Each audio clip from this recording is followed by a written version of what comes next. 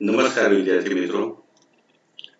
મિત્રો ટર્મ સિમ્બોલના છેલ્લા લેક્ચરમાં આપણે પરમાણુના બંધારણ વિશે માહિતી મેળવી હતી અને પરમાણુમાં કેન્દ્રની ફરતે ઇલેક્ટ્રોન જુદા જુદા કયા કોષમાં એટલે કે સેલમાં સબસેલમાં અને ઓર્બિટલમાં કેવી રીતે ગોઠવાય છે એ અંગેના ઇલેક્ટ્રોન ભરવાના વિવિધ નિયમો જેવા કે આઉપાઉનો નિયમ, પાઉલીનો નિયમ અને હુન્ડનો નિયમ એના વિશે પણ માહિતી મેળવી હતી. ઇલેક્ટ્રોન સાથે સંકળાયેલા અને એને દર્શાવવા માટે વપરાતા ચારેય ક્વોન્ટમ અંગે પણ માહિતી મેળવી હતી અને આપણને શું માહિતી આપે છે એના વિશે આપણે ખ્યાલ મેળવ્યો હતો. મિત્રો, આપણે સૌ જાણીએ છીએ કે ઇલેક્ટ્રોન જે છે એ કેન્દ્રની ફરતે વિવિધ કક્ષકોમાં બે પ્રકારે ગતિ કરે છે. એક પોતાની ધરીની આસપાસ એટલે કે જેને સ્પિન ગતિ કહેવામાં આવે છે અને બીજો કેન્દ્રની આસપાસ જેને કક્ષકીય ગતિ કહેવામાં આવે છે.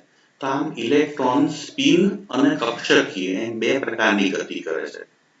મિત્રો, જ્યારે પણ વીજભારિત કણ કોઈ એ ગતિ કરે ત્યારે એની આસપાસ ચુંબકીય ક્ષેત્ર ઉત્પન્ન થાય.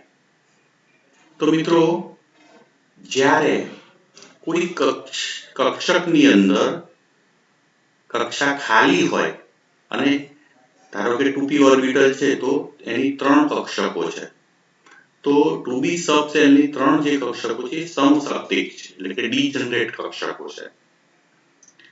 એટલે પહેલો દાખલ થતો ઇલેક્ટ્રોન જે છે એ કોઈ પણ કક્ષામાં દાખલ થાય તો શક્તિ એકસરખી છે, પણ એ ઇલેક્ટ્રોન જ્યારે કક્ષકમાં દાખલ થાય છે ત્યારે એ જુદી જુદી રીતે દાખલ થઈ શકે છે એટલે કે એની ગોઠવણીની શક્યતાઓ ઘણી બધી હોય છે. અને આ ઇલેક્ટ્રોન જ્યારે પણ જુદી જુદી કક્ષકમાં જુદી રીતે ગોઠવાય છે ત્યારે એની સાથેના ક્વોન્ટમ આંક જે છે બદલાય છે અને એની સ્પિન ગતિ અને એની કક્ષકીય ગતિ આ બંનેને કારણે જે ઉત્પન્ન થતું ચુંબકીય ક્ષેત્ર એની વચ્ચે થતી આંતરક્રિયા પણ બદલાય છે અને પરિણામે જે ડીજનરેટેડ કક્ષકો સમશક્તિક કક્ષકો છે એ હવે સમશક્તિક રહેતી નથી, પણ નાના નાના શક્તિ તફાવત ધરાવતા ઘણા બધા સ્તરોમાં માઇક્રો સ્ટેટમાં વિભાજિત થાય છે. તો આવા સ્તરો જે છે એને માઇક્રો સ્ટેટ કહેવામાં આવે છે, જેને સ્પેક્ટ્રોસ્કોપિક સ્ટેટ અથવા તો સ્પેક્ટ્રોસ્કોપિક સ્તરો તરીકે પણ ઓળખવામાં આવે છે. એટલે આનો અર્થ એવો થયો કે મિત્રો, જ્યારે પણ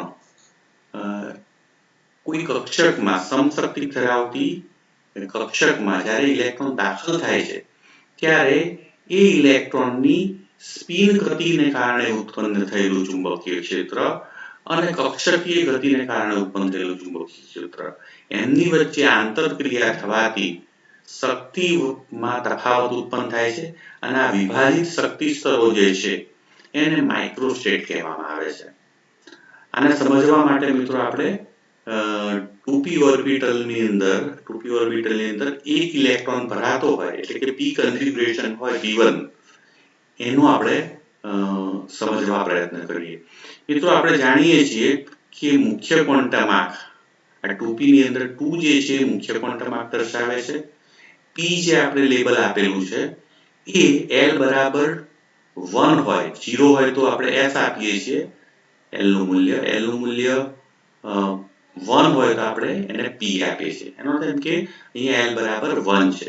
તો l બરાબર 1 હોય તો આપણે જાણીએ છીએ કે ચુંબકીય ક્વોન્ટમ આંકનું મૂલ્ય ml બરાબર કેટલું થાય છે? 0, +1, 0 અને -1. તો આ 3 કક્ષકો 2px, 2py અને 2pz આ ત્રણેયમાં જો ઇલેક્ટ્રોન દાખલ થાય તો એ વખતે ml ના મૂલ્યો જુદા હોય છે. એવી જ રીતે મિત્રો, ચુંબકીય ક્વોન્ટમ આંક ms નું મૂલ્ય જે છે એ પણ જો ક્લોકવાઇઝ રોટેશન હોય એટલે કે સ્પિન ઉપરની તરફ હોય તો એને આપણે +1 આપીશું અને જો સ્પિન નીચેની તરફ હોય તો એને આપણે -1 આપીશું. તો મિત્રો, આમ પહેલા ખાનામાં ઇલેક્ટ્રોન, બીજા ખાનામાં, ત્રીજા ખાનામાં એ +1 થી જોડાય છે. એવી જ રીતે પહેલા ખાનામાં -1 વિરુદ્ધ સ્પિનથી, બીજામાં ઉલટી સ્પિનથી અને ત્રીજામાં પણ ઉલટી સ્પિનથી. તો આમ કુલ 6 રીતે શક્યતાઓ ગોઠવણની ઇલેક્ટ્રોન ધરાવે છે. તો આ 6 વખતે 6 ગોઠવણ મિત્રો અહીંયા આપેલી છે. એ 6 વખતે ml અને ms ના મૂલ્યો બદલાય છે. એક પણ ml અને ms નું મૂલ્ય સમાન નથી હોતું અને પરિણામે જે ચુંબકીય ક્ષેત્ર જે છે ઉત્પન્ન થાય છે કોના કક્ષકીય ગતિને કારણે અને સ્પિન ગતિને કારણે એ બંને જુદું જુદું હોય છે દરેક વખતે અને પરિણામે શક્તિ પણ જુદી જુદી દરેક સ્તરની હોય છે.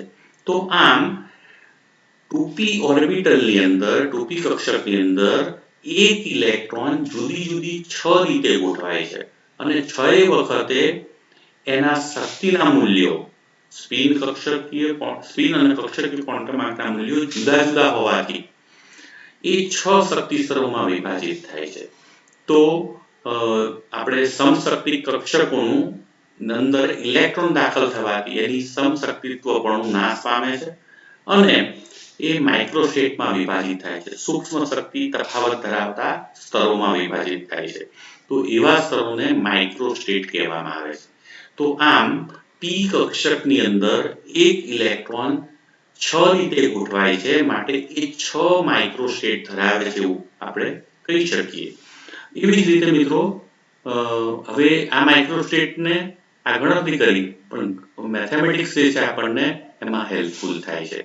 તો માઇક્રોસ્ટેટને ગણવા માટે માઇક્રોસ્ટેટ n બરાબર n ફેક્ટોરિયલ ભાગ્યા r factorial into n minus r factorial. મિત્રો અહીંયા n જે છે એ સમશક્તિ કક્ષકોમાં ભરાઈ શકતા કુલ ઇલેક્ટ્રોનની શક્યતાઓ એટલે કે કુલ ઇલેક્ટ્રોનની જગ્યાઓ કેટલા ભરાઈ શકે છે. તો જો p ઓર્બિટલ હોય મિત્રો આપણે જાણીએ છીએ p કક્ષકો જે છે 3 છે તો એમાં કુલ 6 ઇલેક્ટ્રોન આવે એટલે n બરાબર શું થાય 6. એવી રીતે d કક્ષક 5 હોય છે એટલે એમાં કેટલા ઇલેક્ટ્રોન આવે મિત્રો 10. તો આમ 10 ઇલેક્ટ્રોન એમાં ભરાઈ શકે છે. f ઓર્બિટલ 7 છે એટલે 7 દુના 14 ઇલેક્ટ્રોન એમાં ભરાઈ શકે છે. તો આમ n નું મૂલ્ય કઈ ઓર્બિટલ છે એના ઉપરથી નક્કી થાય છે. તો અહીંયા આપણે p1 જો p ઓર્બિટલ હોય તો n બરાબર 6 લેવું પડે, d હોય તો 10 અને f હોય તો 14 લેવું પડે. મિત્રો r શું છે તો કે r એટલે ભરાયેલા ઇલેક્ટ્રોનની સંખ્યા. તો અહીંયા r ફેક્ટોરિયલ એટલે ભરાયેલા ઇલેક્ટ્રોનની સંખ્યાનું છે. જ્યારે n માઇનસ r એટલે કે કુલ ઇલેક્ટ્રોન માઇનસ ભરાયેલા ઇલેક્ટ્રોન તો એને શું કહેવાય ખાલી ઇલેક્ટ્રોન. ખાલી ઇલેક્ટ્રોનને આપણે શું કહીએ છીએ મિત્રો અગાઉ વાત કરેલી છે મેં એને હોલ કહેવામાં આવે છે. તો આમ કુલ ઇલેક્ટ્રોનનું ફેક્ટોરિયલ ભરાયેલા ઇલેક્ટ્રોનનું ફેક્ટોરિયલ ગુણ્યા હોલનું ફેક્ટોરિયલ એટલે કે ખાલી ઇલેક્ટ્રોન n માઇનસ r. તો આ સૂત્રની મદદથી બહુ જ સહેલાઈથી હું માઇક્રોસ્ટેટ ગણી શકું છું. તો મિત્રો આપણે જે વાત કરી એ પ્રમાણે p1 કન્ફિગ્યુરેશન માટે માઇક્રોસ્ટેટની ગણતરી કરીએ. તો મિત્રો અહીંયા તમે જોઈ શકો છો કે p ઓર્બિટલ છે એટલે n બરાબર 6 થાય અને એક ઇલેક્ટ્રોન એમાં છે એટલે r બરાબર 1 થાય. તો n બરાબર n ફેક્ટોરિયલ ભાગ્યા r factorial into n minus r factorial. તો 6 ફેક્ટોરિયલ મૂક્યા 6, r ફેક્ટોરિયલ એટલે 1 અને 6 માઇનસ એટલે 5 ફેક્ટોરિયલ. તો આ ગુણાકાર કરતા ઉપર 6 ગુણ્યા 5 ફેક્ટોરિયલ 5 ફેક્ટોરિયલ 5 ફેક્ટોરિયલ જતા રહે એટલે 6 ભાગ્યા 1 એટલે મિત્રો 6 આવે છે.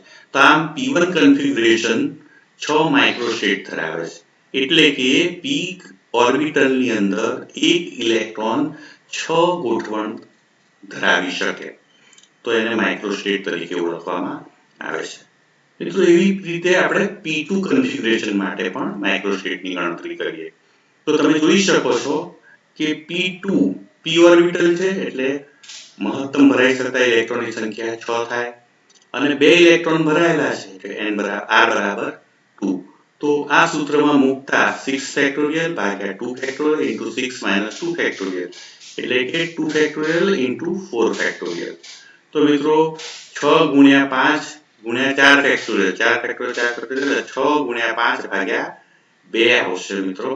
તો આનો અર્થ એમ થયો કે 30 ભાગ્યા 2 એટલે 15. તો આમ P2 બંધારણ જે છે એ કુલ 15 માઇક્રોસ્ટેટ ધરાવે છે. આનો અર્થ એવો થયો કે P કક્ષકની અંદર 2 ઇલેક્ટ્રોન 15 પ્રકારે ગોઠવાઈ શકે. તો મિત્રો એને સમજવા આપણે કઈ ગોઠવણ હોય એને આપણે અભ્યાસ કરીએ. તો મિત્રો અહીંયા તમે જોઈ શકો છો કે +1 0 અને -1 ધરાવતી આ p ઓર્બિટલ છે. એના ml ના મૂલ્યો છે. તો 15 શક્યતાઓ અહીંયા દર્શાવેલી છે. તો પહેલા અને બીજા ખાનામાં ઉપરની તરફ સ્પિન સાથે, બીજા અને ત્રીજામાં, પહેલા અને ત્રીજામાં. એવી રીતે વિરુદ્ધ સ્પિન સાથે પહેલા, બીજા, બીજા ત્રીજા અને પહેલા ત્રીજા. એવી રીતે સાતમું જે છે હવે વિરુદ્ધ સ્પિન બંને ઇલેક્ટ્રોનની. તો પહેલામાં ઉપરની તરફ, બીજામાં નીચે, પહેલામાં ઉપર, ત્રીજામાં નીચે. પછી આ એક વચ્ચે વધારાનું એટલે એવી રીતે 10મું જુઓ તો પહેલા બીજામાં ઉપર ને ત્રીજામાં નીચે. તો 3 શક્યતાઓ એ પતી ગઈ.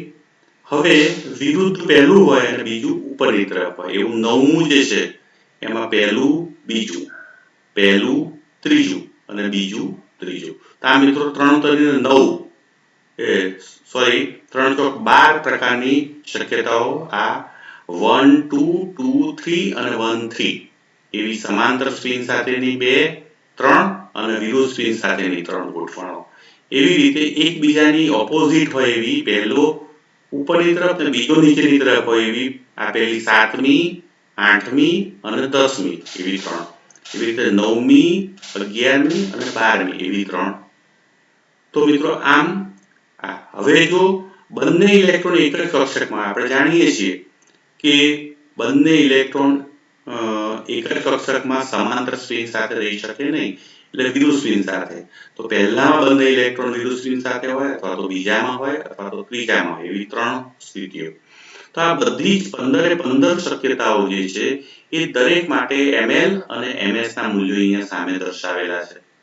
તો એક પણ મૂલ્ય ml ms નું સમાન નથી. તો આમ કહી શકીએ કે દરેક વખતે જે કક્ષકીય ક્વોન્ટમ જે છે એનું મૂલ્ય અને સ્પિન ક્વોન્ટમ પરિણામી એ બંનેનું જુદું જુદું થાય છે. અને પરિણામે આ 15 ગોઠવણ વચ્ચે જે થોડા શક્તિ તફાવત સાથે માઇક્રોસ્ટેટ ઉત્પન્ન થાય છે. તો મિત્રો જો આમાં એક પણ ઇલેક્ટ્રોન ના હોત p ઓર્બિટલમાં તો એક જ શક્તિ સ્તર હોત. પણ 2 ઇલેક્ટ્રોન દાખલ થવાથી એ 15 આપણે દર્શાવેલું છે પ્રમાણે 15 રીતે ગોઠવાઈ શકે છે. આ 15 શક્યતાઓને કારણે જે ક્વોન્ટમ આંકનો તફાવતને કારણે શક્તિ તફાવત ઉત્પન્ન થાય છે. તો એને માઇક્રોસ્ટેટ કહેવામાં આવે છે. તો મિત્રો આમ P2 બંધારણ માટે આપણે માઇક્રોસ્ટેટની ગણતરી પણ જોઈ અને એની ગોઠવણો પણ જોઈ. મિત્રો હવે P3 બંધારણ હોય તો કેટલા માઇક્રોસ્ટેટ થાય? તો n બરાબર આ સૂત્રની મદદથી P3 માં n બરાબર 6 અને r બરાબર 3 છે. તો હું કેલ્ક્યુલેટ કરું તો 6 ફેક્ટોરિયલ ઇન્ટુ ભાગ્યા 3 ફેક્ટોરિયલ ઇન્ટુ 6 માઇનસ 3 એટલે આ રીતે આવે મિત્રો. તો આમ 120 ભાગ્યા 3 એટલે કુલ 20 આમાં માઇક્રોસ્ટેટ ઉત્પન્ન થાય. તો આમ P3 કન્ફિગ્યુરેશન જે છે એ 20 માઇક્રોસ્ટેટ ધરાવે છે. એનો અર્થ એમ થયો કે P કક્ષકની અંદર 3 p ઓર્બિટલની અંદર 3 ઇલેક્ટ્રોન જુદી જુદી 20 રીતે ગોઠવાઈ શકે.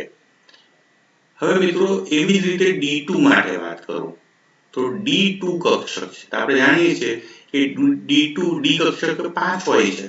dxy, dyz, dxz, dx2 - y2 અને dz2. તો આ 5માં કુલ 10 ઇલેક્ટ્રોન સમાય એટલે n બરાબર 10 થાય. અને 2 ઇલેક્ટ્રોન એક્ચ્યુઅલ ભરાયેલા છે એટલે r બરાબર 2. તો n ફેક્ટોરિયલ ભાગ્યા r factorial into n minus r factorial સૂત્રની મદદથી 10 ફેક્ટોરિયલ ભાગ્યા 2 ફેક્ટોરિયલ ઇન્ટુ 10 માઇનસ 2 ફેક્ટોરિયલ. તો એ રીતે ગણતરી કરતા 45 જવાબ આવે છે. આનો અર્થ એવો થયો કે 2 ઇલેક્ટ્રોન D કક્ષકમાં 45 રીતે મિત્રો ગોઠવાઈ શકે છે. હવે D3 માટે આપણે વાત કરીએ તો D3 માટે n બરાબર 10 છે અને r બરાબર 3 ઇલેક્ટ્રોન ભરાયેલા છે. તો આ સૂત્રની મદદથી કેલ્ક્યુલેટ કરતા 120 જવાબ આવે છે. આનો અર્થ એમ થયો કે ડી ઓર્બિટલમાં 3 ઇલેક્ટ્રોન 120 પ્રકારની ગોઠવણ ધરાવે છે અને પરિણામે D3 કન્ફિગ્યુરેશન 120 એટલે કે 120 માઇક્રોસ્ટેટ ધરાવે છે. મિત્રો અહીંયા જો હું ગણતરી અહીંયા બતાડું તો આપણે જાણીએ છીએ કે p ઓર્બિટલમાં આ એક ઇલેક્ટ્રોન તો p1 બંધારણ, આ p2 બંધારણ છે, આ p3 બંધારણ છે, p4 છે, p5 છે અને p6 છે. તો આ 6 બંધારણ વખતે માઇક્રોસ્ટેટની ગણતરી તો આપણે અગાઉ સૂત્ર કીધું n ફેક્ટોરિયલ ભાગ્યા r factorial into n minus r factorial. એના વડે ગણતા 6, 15, 20, 15, 6 અને 1 એમ આપણને જોવા મળે છે. તો આ માઇક્રોસ્ટેટની સંખ્યા p2 માં જેટલી છે 15 એટલી જ સામા છે p4 માં છે. એટલે અહીંયા 2 ઇલેક્ટ્રોન ભરેલા છે જ્યારે અહીંયા 2 ઇલેક્ટ્રોન ખાલી છે. એટલે કે p2 અને p4 બંનેની માઇક્રોસ્ટેટની સંખ્યા સરખી છે. એવી રીતે p1 એમાં એક જ ઇલેક્ટ્રોન ભરાયેલો છે અને 5 ખાલી છે. જ્યારે p5 ની અંદર 5 ભરાયેલા છે અને 1 ખાલી છે, 1 હોલ છે. તો એક ઇલેક્ટ્રોન હોય કે એક હોલ હોય તો એ વખતે સંખ્યા કેવી થાય છે? માઇક્રોસ્ટેટની સરખી થાય છે. તો આમ તમે જોઈ શકો છો p1 p6 p2 p4 આ સંખ્યા સરખી જોવા મળે છે. તો d ઓર્બિટલની અંદર જે માઇક્રોસ્ટેટની સંખ્યા ગણો તો d1 માં આની જેમ જ એવું બને છે કે d1 અને d10 માઇનસ 1 એટલે કે અહીંયા એક ઇલેક્ટ્રોન છે જ્યારે અહીંયા એક ઇલેક્ટ્રોન ખાલી છે, એક હોલ ખાલી.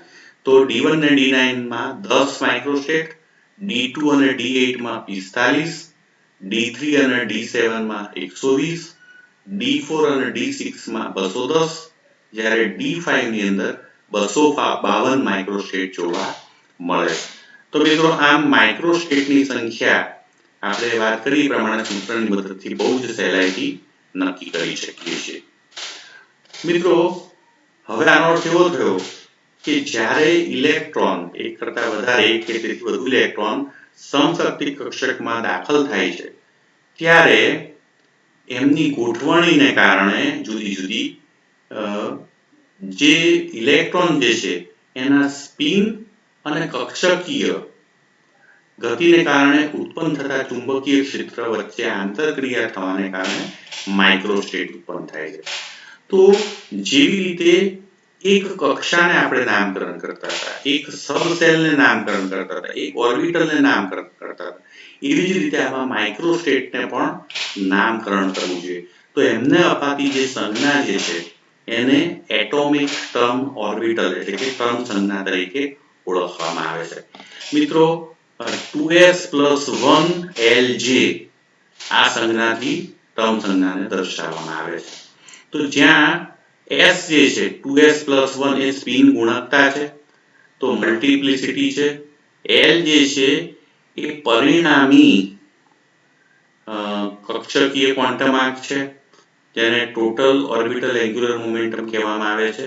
જ્યારે j જે છે એ ટોટલ એન્ગ્યુલર મોમેન્ટમ એટલે કે l અને s નો સમાસ ક્વોન્ટમ છે. તો મિત્રો અહીંયા s જે છે એ પરિણામી ચુંબકીય સ્પિન ગતિને કારણે ઉત્પન્ન થતું ચુંબકીય ક્ષેત્ર છે પરિણામી. જ્યારે l જે છે એ કક્ષકીય ગતિ કારણે ઉત્પન્ન થયેલું પરિણામી કોણીય વેગમાન છે. જ્યારે j જે છે એ l ને s ના સંયોગીકરણથી ઉત્પન્ન થયેલો ક્વોન્ટમ છે જેને ટોટલ એન્ગ્યુલર મોમેન્ટમ કહેવામાં આવે છે. તો મિત્રો 2s + 1lj ને ટર્મ સંજ્ઞા કહેવામાં આવે છે. ટર્મ સંજ્ઞા એ માઇક્રોસ્ટેટને અપાતી સંજ્ઞા છે.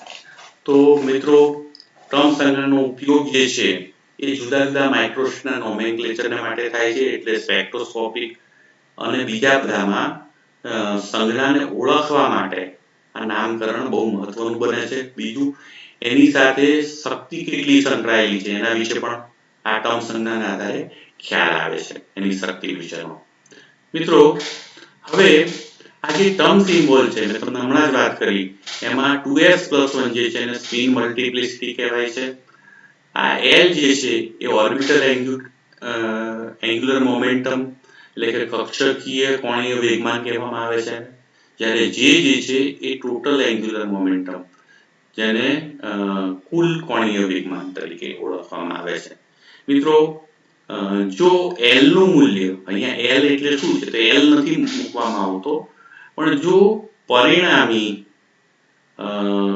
કક્ષકીય ક્વોન્ટમ આંક જો એ 0 હોય તો S મૂકવું, જો 1 આવે તો P લેબલ મૂકવું, 2 આવે તો D મૂકવું અને 3 આવે તો F મૂકવું. જ્યારે S શું છે અહીંયા, તો આ S જે છે એ ટોટલ સ્પિન છે. તો કેટલા ઇલેક્ટ્રોન અયુગ્મિક છે એના આધારે કુલ સ્પિન ક્વોન્ટમ આંક નક્કી કરવામાં આવે છે, અને પછી એને 2s+1 સ્વરૂપે, એટલે કે સ્પિન મલ્ટિપ્લિસિટી તરીકે અહીંયા મૂકવામાં આવે છે, અને એને સિંગલેટ, ડબલેટ, ટ્રિપલેટ એ રીતે બોલવામાં આવે છે. જ્યારે જે છે એ L+S થી L-S સુધી ના એકના તફાવત સાથેના મૂલ્યો છે. જ્યાં L જે છે એ કુલ કક્ષકીય ક્વોન્ટમ આંક, જ્યારે S જે છે એ કુલ સ્પિન ક્વોન્ટમ આંક છે મૂલ્ય. તો મિત્રો, આ કેવી રીતે ક્રમ સંજ્ઞા નક્કી કરવામાં આવે છે, તો અહીંયા લખેલું છે રસેલ સોન્ડર્સ પદ્ધતિ, તો જેને LS કપલિંગ કહેવામાં આવે છે. મિત્રો, ક્રમ સંજ્ઞા શોધવાની બે પદ્ધતિઓ છે, એક LS કપલિંગ અને બીજી JJ કપલિંગ. LS કપલિંગ એટલે રસેલ સોન્ડર્સ પદ્ધતિ કહેવામાં આવે છે. તો જ્યારે કોઈ પણ કક્ષકની અંદર ઇલેક્ટ્રોન એક કરતા વધારે હોય ત્યારે એવા ઇલેક્ટ્રોન, આપણે જાણીએ છીએ કે ઇલેક્ટ્રોનની બે પ્રકારની ગતિ છે, કક્ષકીય ગતિ અને સ્પિન ગતિ. તો એમની કક્ષકીય અને સ્પિન ગતિ વચ્ચે એને કારણે ઉત્પન્ન થતું જે ચુંબકીય ક્ષેત્ર જે છે એમની વચ્ચે આંતરક્રિયા થાય છે. તો બે ઇલેક્ટ્રોન હોય, દાખલા તરીકે અહીંયા હું વાત કરું LS કપલિંગ કોને કહેવાય. દાખલા તરીકે બે ઇલેક્ટ્રોન છે, ઇલેક્ટ્રોન 1 અને ઇલેક્ટ્રોન 2. ઇલેક્ટ્રોન 1 નો સ્પિન ક્વોન્ટમ આંક S1 છે અને આનો S2 છે. જ્યારે L નું મૂલ્ય છે L1 ને L2 છે મિત્રો. તો ઇલેક્ટ્રોનના માત્ર સ્પિન, બંને ઇલેક્ટ્રોનના સ્પિન વેગમાનને કારણે ઉત્પન્ન થતું ચુંબકીય ક્ષેત્ર જે છે એનો સમાસ અસર, એટલે તો એનો સરવાળો, એને શું કહેવામાં આવે છે, પરિણામી સ્પિન ક્વોન્ટમ આંક. તો આમાં શું થાય છે, તો કે સ્પિનનો સરવાળો થાય છે બંને ઇલેક્ટ્રોનની, અને અહીંયા શું થાય છે, તો કે એનો કક્ષકીય ક્વોન્ટમ આંક જે છે L1 ને L2 બંને ઇલેક્ટ્રોનના, એમની વચ્ચે સમાસીકરણ થાય છે અને પરિણામી કક્ષકીય ક્વોન્ટમ આંક મળે છે. આમ પરિણામી સ્પિન ક્વોન્ટમ આંક અને પરિણામી કક્ષકીય, એને કેપિટલ S અને કેપિટલ L વડે દર્શાવવામાં આવે છે. હવે આ સ્પિન ગતિને કારણે ઉત્પન્ન થયેલું ચુંબકીય ક્ષેત્ર છે, અને આ કક્ષકીય ગતિને કારણે પરિણામી ચુંબકીય બે ઇલેક્ટ્રોનના, અને પછી એ બેનું કોમ્બિનેશન થાય અને જે મળે એને J તરીકે કપલિંગ કોન્સ્ટન્ટ. હવે મિત્રો, આ જે કપલિંગ જે છે એન્ગ્યુલર મોમેન્ટમ ક્વોન્ટમ આંક એ L ને S ને કારણે મળે છે, એટલે એને કહેવામાં આવે છે LS કપલિંગ. અહીંયા કેપિટલ LS છે મિત્રો. તો LS કપલિંગમાં શું થાય છે કે બે ઇલેક્ટ્રોન હોય તો બંને ઇલેક્ટ્રોનના સ્પિન ક્વોન્ટમ આંકનો સમાસ અસર કરીને પરિણામી S મેળવવામાં આવે છે, જ્યારે બંનેના કક્ષકીય ક્વોન્ટમ આંકનો સરવાળો કરીને પરિણામી L મેળવવામાં આવે છે, અને બંને વચ્ચે L ને S વચ્ચે કોમ્બિનેશન થાય તો J પ્રાપ્ત. તો J મેળવવો હોય તો પહેલા S કેપિટલ ને કેપિટલ L ને S મેળવવામાં આવે છે, અને એમાંથી J મેળવવામાં આવે. જ્યારે અહીંયા જે છે સ્મોલ j1 ને સ્મોલ j2 માંથી મેળવ. તો સ્મોલ jj કપલિંગ એટલે શું, તો કે પહેલો ઇલેક્ટ્રોન છે એનો આ સ્પિન ક્વોન્ટમ આંક છે અને આ કક્ષકીય ક્વોન્ટમ આંક છે. આ બીજા ઇલેક્ટ્રોનનો સ્પિન અને કક્ષકીય ક્વોન્ટમ. તો પહેલા ઇલેક્ટ્રોનના સ્પિન અને કક્ષકીય બંને ક્વોન્ટમ આંકનો જ્યારે થાય ત્યારે J કપલિંગ મળે છે. તો J1 અહીંયા જે મળ્યો એ પહેલા ઇલેક્ટ્રોનનો પરિણામી એન્ગ્યુલર મોમેન્ટમ આંક છે, જ્યારે આ બીજા ઇલેક્ટ્રોન માટેનું મૂલ્ય છે. તો J1 અને J2 માંથી પરિણામી J મળે છે એટલે અહીંયા આ જે મળે છે એ સ્મોલ J1 અને સ્મોલ J2 માંથી મળે છે તો એને JJ કપલિંગ તરીકે ઓળખવામાં આવે છે મિત્રો જ્યારે પરમાણુ ભાર 30 થી ઓછો હોય ત્યારે LS કપલિંગનો ઉપયોગ કરવામાં આવે છે પણ જ્યારે અણુનું બંધારણ કોમ્પ્લિકેટેડ હોય ત્યારે JJ કપલિંગનો ઉપયોગ કરવામાં આવે છે તો આપણે મોટા ભાગના પરમાણુ ક્રમાંક જે છે એના માટે LS coupling capital LS coupling એટલે કે રસેલ સોન્ડર્સ કપલિંગ મેથડનો ઉપયોગ કરીએ છીએ મિત્રો LS કપલિંગ મેથડ જે છે એ ઓછા પરમાણુ ભાર ધરાવતા અણુઓ માટે જ્યારે ઇલેક્ટ્રોનની સંખ્યા પ્રમાણમાં ઓછી હોય ત્યારે અને વધુ હોય ત્યારે JJ કપલિંગ નો ઉપયોગ કરવામાં આવે છે મિત્રો LS કપલિંગમાં મેં તમને હમણાં જ વાત કરી એ પ્રમાણે કે બે ઇલેક્ટ્રોન તો બંને ઇલેક્ટ્રોનના કક્ષકીય ક્વોન્ટમ આંકનો સરવાળો કરીને L મેળવવામાં આવે છે જ્યારે સ્પિન ક્વોન્ટમ આંકનો સરવાળો કરીને S મેળવવામાં આવે છે અને આ L ને S માંથી J મેળવવામાં આવે છે મિત્રો JJ કપલિંગની અંદર શું કરવામાં આવે છે તો કે પહેલા ઇલેક્ટ્રોન જે છે એના L1 ને S1 એટલે કે સ્પિન કોણીય ક્વોન્ટમ આંક કક્ષકીય ક્વોન્ટમ આંક અને સ્પિન ક્વોન્ટમ આંક બંનેનો સરવાળો કરીને J મેળવવામાં આવે J1 અને એવી જ રીતે બીજા ઇલેક્ટ્રોન માટેનો પણ J2 મેળવવામાં આવે છે અને આ J1 J2 નો સરવાળો જ્યારે કરવામાં આવે ત્યારે કેપિટલ J મળે છે તો અહીંયા J નું મૂલ્ય એ L ને S માંથી મેળવવામાં આવે છે એટલે LS કપલિંગ કહેવામાં આવે જ્યારે અહીંયા J નું મૂલ્ય 2JJ માંથી મેળવવામાં એટલે સ્મોલ JJ કપલિંગ તરીકે અહીંયા ઓળખીએ છીએ મિત્રો અહીંયા એનું આકૃતિ દર્શાવેલી છે આપણે જાણીએ છીએ કે એક દિશામાં જે ચુંબકીય L1 ઉત્પન્ન થયું તો અહીંયા જે L1 દર્શાવેલો છે પહેલા ઇલેક્ટ્રોનનો કક્ષકીય ક્વોન્ટમ આંક છે એ L1 છે જો L2 આ દિશામાં હોય તો આ જે કેપિટલ L દર્શાવ્યો છે આ બંનેનો પરિણામી છે તો આપણે જાણીએ છીએ કે જો કોઈ પણ બે બળો એક જ દિશામાં હોય તો બંનેની સમાંતર સરવાળો હોય છે જો બંને અસર વિરુદ્ધ દિશામાં હોય તો બાદબાકી થાય છે પણ જો ચોક્કસ એંગલે હોય તો એ સમાસ અસર જોવા મળે છે તો અહીંયા L1 ને L2 ની સમાસ અસરથી આપણને L મળે છે કેપિટલ એવી જ રીતે મિત્રો S1 અને S2 ના કોમ્બિનેશનથી આપણને પરિણામી S મળે છે તો આમ પરિણામી L અને પરિણામી S આ બે ઉત્પન્ન થાય છે અને એ બંનેના કોમ્બિનેશનથી પરિણામી J મળે છે તો મિત્રો આને LS કપલિંગ કહેવામાં આવે છે હવે JJ કપલિંગ સમજવા પ્રયત્ન કરીએ તો પહેલા ઇલેક્ટ્રોનનો L1 અને એનો સ્પિન ક્વોન્ટમ આંક S1 બંનેને કારણે પરિણામી J મળે છે J1 એવી જ રીતે બીજા ઇલેક્ટ્રોનનો L2 અને S2 એના કારણે J2 મળે છે તો આમ J1 અને J2 નું કોમ્બિનેશન થઈને પરિણામી J મળે છે તો આ જે પરિણામી J મળે છે એ J1 ને J2 માંથી મળે જ્યારે અહીંયા પરિણામી J મળે છે L ને S માંથી મળે તો આ મિત્રો LS કપલિંગ અને JJ કપલિંગ એ બંને મેથડના અહીંયા ફિગર વડે આપણે એને સમજવા પ્રયત્ન કર્યો તો મિત્રો આજે આપણે ખાસ રસેલ માઇક્રોસ્ટેટ શું છે માઇક્રોસ્ટેટ કેવી રીતે ઉત્પન્ન થાય છે